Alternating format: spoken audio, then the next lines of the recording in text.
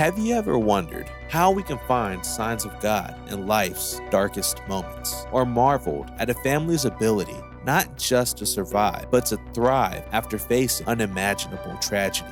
These questions are at the forefront of our minds when we meet such a family. So settle in and prepare for an emotional, inspiring, and life-altering experience. We're about to dive into the pages of the Levitt family's extraordinary story, a tale that proves the resilience of the human spirit and the unwavering strength of faith.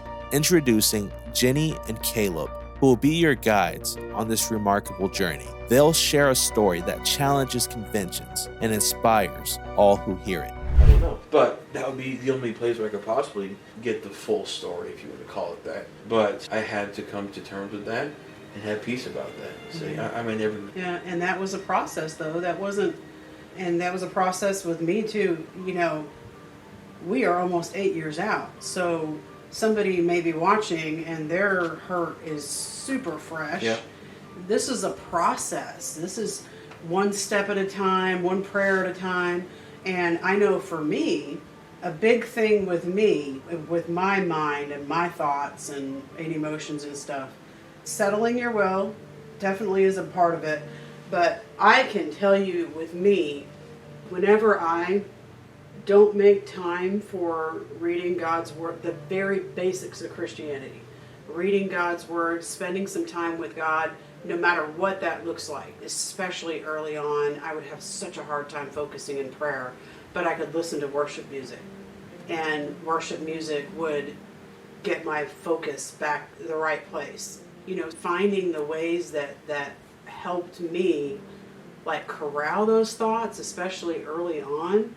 But when I let those things slip, that, you know, a day turns into a week, and then you're like, oh, I haven't picked up my Bible, you know, in a couple weeks or whatever. And when it would dawn on me, that is probably why I've been battling these thoughts and these feelings. Because what you put into your mind is what you're going to ruminate on and what you're going to be meditating on and thinking about all day.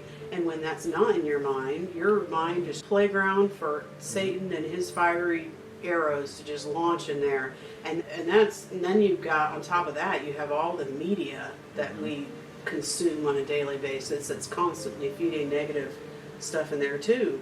So we have to set our will, but we have to counter it with something that we could actually focus on that will bring life and hope. Yep. Social media is a cancer. So it is. It just spreads throughout everything. It can be used for good things, but yeah, I have a LinkedIn account, which is what like really old people have, and that's all that I have. Stop it! I have a LinkedIn account, and so does your dad. Well, anyway, so that's all that I have. I mean, because so many things. So I mean, and you already mentioned it. So many things just come in, and I have a good friend who was really struggling a couple years ago. And he lived with me, so you know me, you can kind of narrow it down. As a roommate. Yeah. Yes. Yeah. As a roommate. Yeah. So. It's not everybody who not might be Crystal. watching. So, but yes, this was a couple years ago that I saw him. He was doing well spiritually, and then he took a turn for the worst, and really started going back to like some really carnal things, almost going back into some things that he had been delivered from, and so. I had that relationship with him, and I asked him, what is your input? What are you putting in every day? I was naming off all this stuff. And none of the artists that he was listening to, none of them were saved. All their songs are depressing, angry, lustful. I mean, it's just all these things that are just living in that music. All the TV shows he was watching, they were all based around like demonic things. Mm-hmm. You know, so, you know, demonic, or even just, they weren't encouraging in any way. So I said, so I kind of just, put it out there, and I wasn't, and it's not to dig at him at all, because I've been there, and that's how I knew. Whenever I was putting things, and only that stuff, into my eye gates and my ear gates, that's what was coming out. That's how I was living. So I just said, it would be better if you put on some Christian music, listen to that, limit the other inputs that were coming in, and focus on that. And over the next few months, you begin to see, that kind of change in his attitude and his behaviors. You know, and like I said, like, I knew that because I had to do that. And I've had to do that a couple times where I found myself veering off and I'm only listening to secular love songs because I was going through a breakup and I thought, oh, this is what I need right now. It made me more depressed because I was lonely. So, but once I moved past that, because then, you know, sometimes you just got to give people time to kind of move past whatever they're in. But if it's leading them to do some things that are harmful to them, that's where you have to make it more of a, point. You know? Yeah. So to help them because you care about them. But what you let in has a major impact on your life.